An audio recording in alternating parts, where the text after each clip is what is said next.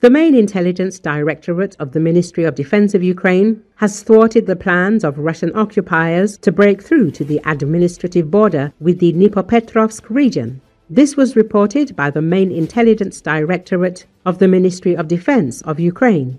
According to the Main Intelligence Directorate of the Ministry of Defense, fighters from the Brotherhood unit, which is part of the Timur Special Forces of the Ukrainian military intelligence, took part in repelling the enemy's attempt to break through to the administrative border of the Dnipropetrovsk region. The Russian occupiers wanted to infiltrate the Ukrainian Armed Forces positions with small infantry groups and take up positions in the houses. There, they wanted to accumulate forces to further attacks on Ukrainian positions. The Brotherhood fighters destroyed the Russian occupiers with drone strikes. According to the General Staff of the Armed Forces of Ukraine, Russian occupiers tried to break through to the administrative border with the Dnipropetrovsk region in the Novopavlovsk direction. Recently, Russia has captured 2 villages in Ukraine's southeastern Dnipropetrovsk region. Ukrainian open-source researchers confirmed on Tuesday as Kremlin troops press an offensive amid a stalling diplomatic effort to end the war. Ukraine's outmanned and outgunned military has struggled to fend off grinding Russian advances in much of the east as Moscow increases pressure on Kiev to give up territory in any peace negotiations. Russian forces now occupy the villages of Zaporizhzhia and Novopavlovsk, according to Deep State, a group tracking battlefield developments. Moscow's defense ministry had previously reported capturing both villages. Russians have entered there and are attempting to establish a foothold. Ukrainian military spokesperson Viktor Trehubov told Reuters, referring to Zaporizhzhia and Novopavlovsk, "Our forces are fighting to maintain their positions." Russian forces said in July they had taken their first village in Dnipropetrovsk, which is not among the 5 Ukrainian regions Russia has claimed as its own territory. Deep State's map shows at least 2 other Dnipropetrovsk villages either occupied or the site of fighting comparatively minuscule areas in the region of over 31,000 square kilometers. Ukrainian President Volodymyr Zelenski had previously dismissed the significance of Russia's push into the region, describing it last month as aimed at achieving a media victory.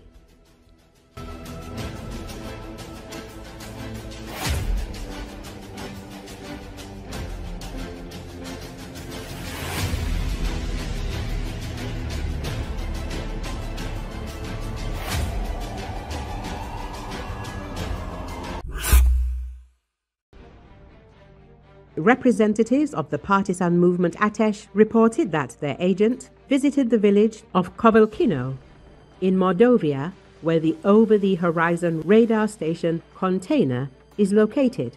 The public Atesh stated that with the help of this radar system, the Kremlin is monitoring not only Ukraine but also European countries. During the monitoring, the agent recorded all important moments on photos, including the security of the facility and power supply units. All the information received was transferred to the relevant authorities in Kiev. The source also wrote that from now on, container is under fire and the new super technologies are vulnerable, like other Russian military facilities. 29B6 container is a Russian over-the-horizon radar station that provides long-range airspace monitoring and ballistic missile detection. The radar was developed in 2013 and entered service with the Russian Defense Ministry in 2019. The Kremlin has another radar of this type, which is located in Kaliningrad. The radar controls airspace at a distance of up to 10 kilometers in height. The price of such a system is 10 billion rubles. The system consists of 2 separate antenna arrays, one for the transmitter and one for the receiver. The receiver antenna array has 144 antenna masts, each 34 meters high. Ukraine has attacked this station twice. The first time was in April 2024 when drones damaged the command post building. The second time was in the same month when a fire was recorded on the territory of the military facility, but the results of the attacks remain a mystery. Let us figure out how many years it took to manufacture and deploy such a radar station on combat duty. The data available indicates that the development and manufacturing of the 29B6 container took place from 1995 to 2000, with testing and subsequent refinement of this station to the required condition occurring from 2002 to 2012. Moreover, it was only in 2012 that the Russian Ministry of Defense officially announced the commissioning of the 29B6 container over-the-horizon radar for experimental combat duty, with the full-scale combat duty of this station, according to Russian propagandists, started only in 2019. This is essentially the most powerful radar in the possession of the Russian Federation. It currently exists only as a singular instance.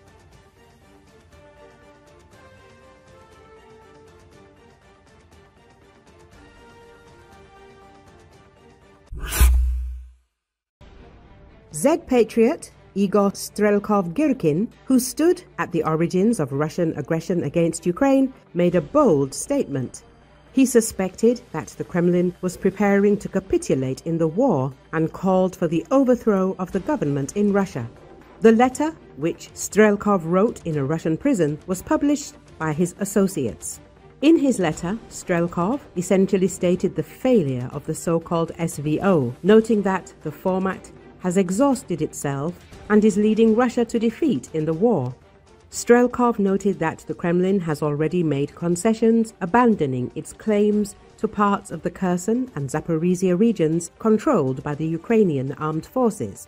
According to him, this is the result of the inability of the Russian Armed Forces to achieve significant results on the battlefield. He suspects that the Russian authorities will also make compromises with the Donetsk region. According to the Z-patriot, Moscow is now faced with a choice: either prepare for capitulation or transform the war into a total one. And Putin's regime, he is sure, is incapable of the latter scenario. Strelkov actually called for the overthrow of the Russian dictator and his entire system, which has failed the SVO. Without a personnel revolution from above, we will never be able to win this war, simply because an aspen tree doesn't bear oranges, and those modest geniuses who managed to lose in the most seemingly advantageous situation in 3.5 years will never do anything useful in even more difficult conditions. Without large-scale personnel changes in the highest state apparatus, we will not only fail to withstand the challenges of the times, we will be crushed and devoured.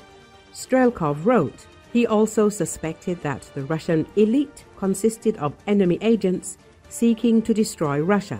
Judging by the latter, disappointment in the Z community is rapidly growing as the war continues.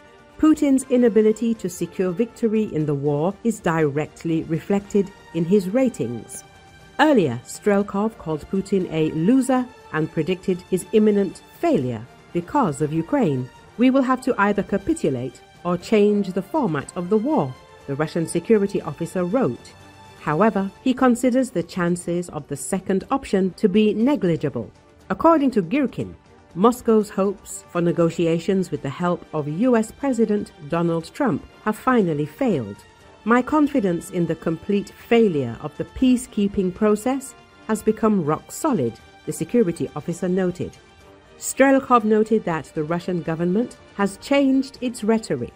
The terms denazification, demilitarization, and statements about the alleged illegitimacy of the Ukrainian authorities have disappeared from public speeches.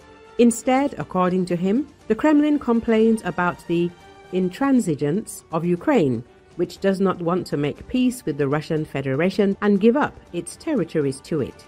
He stressed that Russia and its army were unable to impose even a compromise on Ukraine.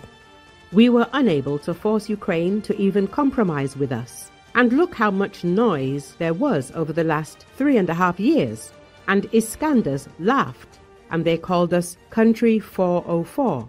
And at the end, we complain about intractability of partners. We are begging Ukraine for at least some concessions. Well, we won't be able to beg for anything, not even at all. Strelkov complained.